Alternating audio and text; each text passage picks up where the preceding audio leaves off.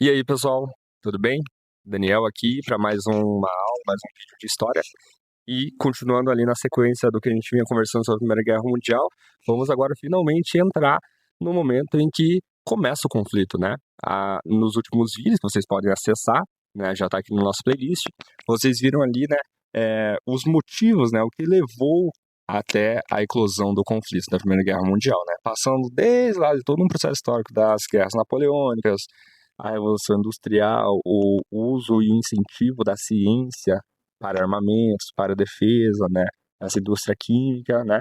Levando a uma corrida armamentista, a formação, né? A intensificação dos nacionalismos, até que formam-se as alianças, né? Se expande o imperialismo sobre todos os continentes, com as colônias europeias, né? E essa corrida vai acabar levando a muitas tensões, né? E aí sim, em algum momento vai acarretar na eclosão da guerra. Então, hoje a gente vai falar sobre a guerra em si, como foi esse conflito, né? Então a gente pode separar aqui, inicialmente, 3 momentos para a gente entender esse conflito. A primeira fase, né, que vai de 1914 a 1915, então mais ou menos um ano ali, a gente conhece essa primeira fase como o movimento das forças, né, ou equilíbrio de forças. Aqui, a gente consegue entender que foi o primeiro momento de uma guerra tradicional, onde um exército avança sobre outro, tenta conquistar o território do outro. Na segunda fase, então, de 1915 a 1917, seria então conhecido como uma guerra de trincheiras, né, com garantia de posições, período de grande desgaste para as tropas. Então, aqui, quando a gente pensa em Primeira Guerra Mundial, é muito comum a gente imaginar já a Guerra de Trincheiras, né?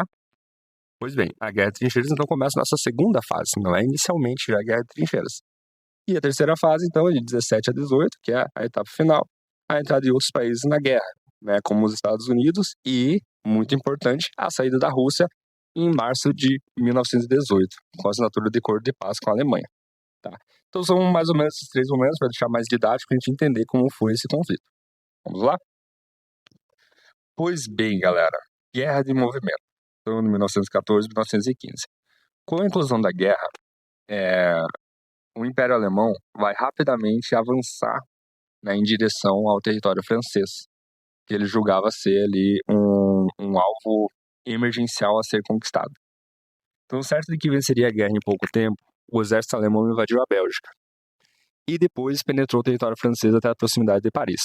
Então aqui, em primeiro momento, quando o Império Alemão vai para cima, né, avança para cima do território francês, encontra muita resistência, né, os franceses já estavam aptos para se defender na sua divisa natural com a Alemanha.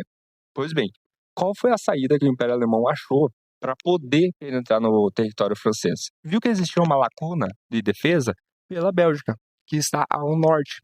Então, o que o Império Alemão faz? Avança sobre a Bélgica, conquista esse território rapidamente e aí sim começa a penetrar no território francês, onde estava desprotegido, visto que as forças francesas estavam todas dedicadas, né, aos seus limites naturais ali com a Alemanha, né, diretamente com a Alemanha.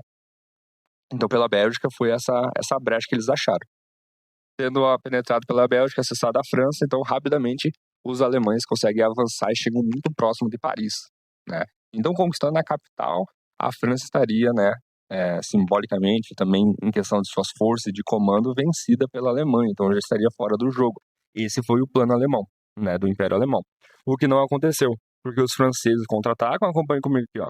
Os franceses contra-atacam e em setembro de 1914 conseguiram deter o avanço alemão. Então, os franceses, eles tiveram uma estratégia de colocar toda a sua força para defender a capital, né? Inclusive, tendo discursos de líderes militares, afirmando que os franceses deveriam morrer, mas jamais recuar, para não deixar que entregassem as suas posições, né? E com isso eles conseguem realmente defender a capital, né? E deter o avanço alemão. Vamos avançar aqui, pessoal? Aí agora sim, né? A partir de 1915 a gente começa esse novo momento, que seria uma guerra de trincheiras, ou aquela segunda fase que a gente viu antes. A guerra de trincheiras, que é bem famosa, que a gente conhece bem por filmes, por jogos, por vídeos na internet, por imagens, existem muitas fotos também, inclusive. Inclusive, essa aqui vocês podem observar também, é uma foto real de uma trincheira, tá? Não é uma recriação, é uma foto que foi tirada no local mesmo. A gente consegue ver ali como eram esses ambientes, né?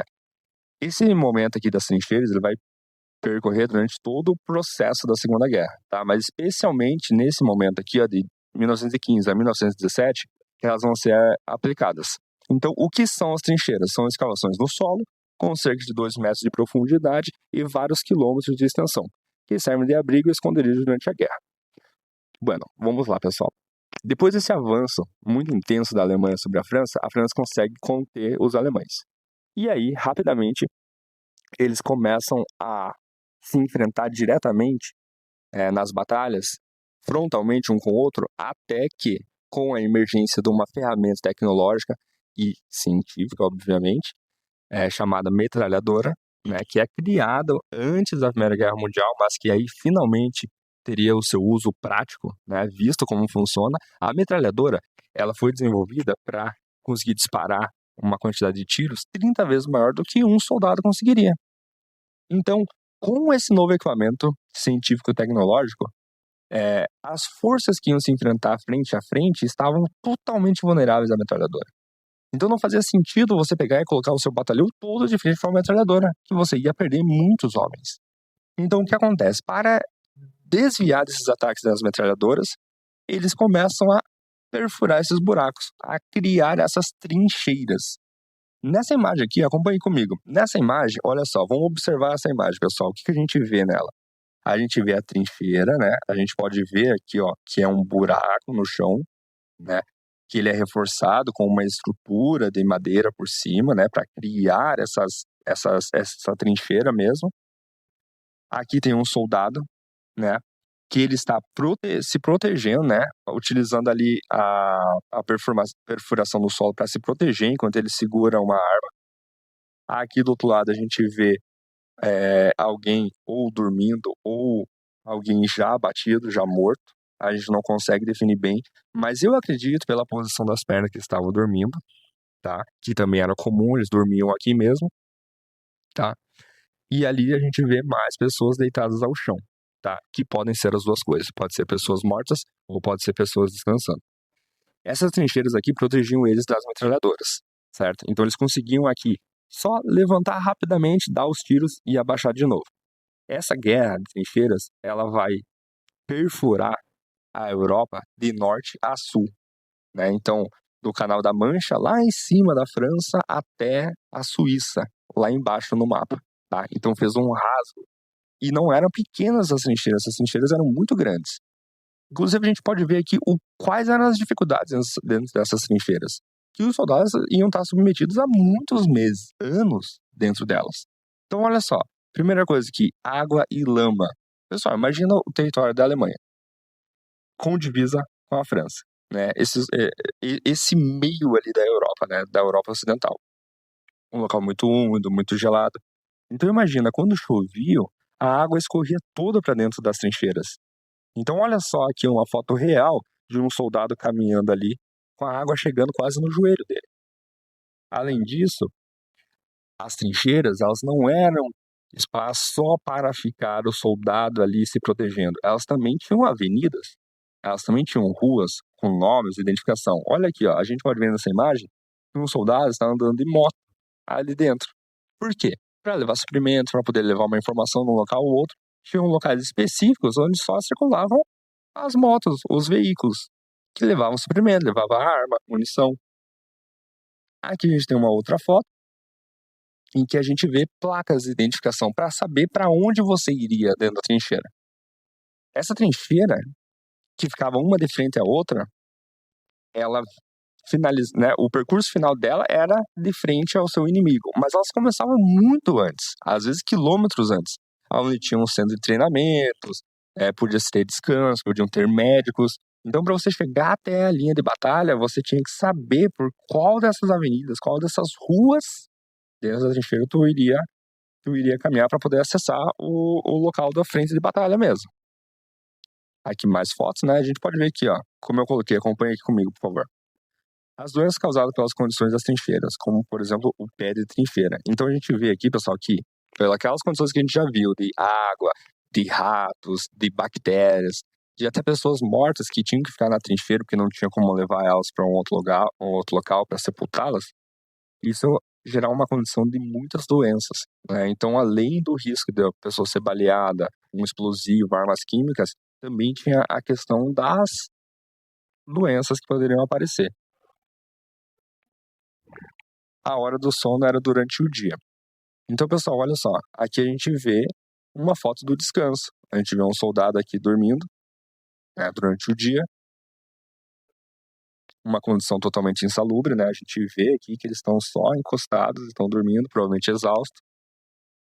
E a foto dá conta de mostrar para nós que não é algo glorioso, é algo vitorioso, né? Isso aqui realmente são pessoas matando umas às outras, né? Por interesses maiores de grupos que não estão diretamente envolvidos nessas condições aqui. Uma guerra de 2 séculos. Então, como eu falei para vocês, a utilização de tecnologias, aviões, submarinos e tanques surgem aqui nessa guerra, né? E práticas do século XIX, como cavalos e cachorros, que também foram utilizados no primeiro momento, né? Então, se tinha aquela ideia de fazer uma guerra tradicional, que confrontado com essa guerra do futuro, né, que seria proporcionada através das revoluções industriais, da mecanização da indústria, com a ciência, o avanço da ciência, né, que aí sim trazem novas máquinas de matar, né?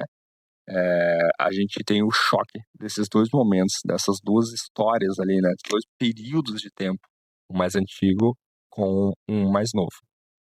Pessoal, então a gente no próximo vídeo vai avançar, vai continuar falando sobre os tanques, sobre o desenvolvimento da guerra, tá? Então, espero que vocês acompanhem ali na nossa playlist, tá bom? Vai ter uma sequência e vocês já podem acompanhar. E encontro vocês no próximo vídeo. Um abraço.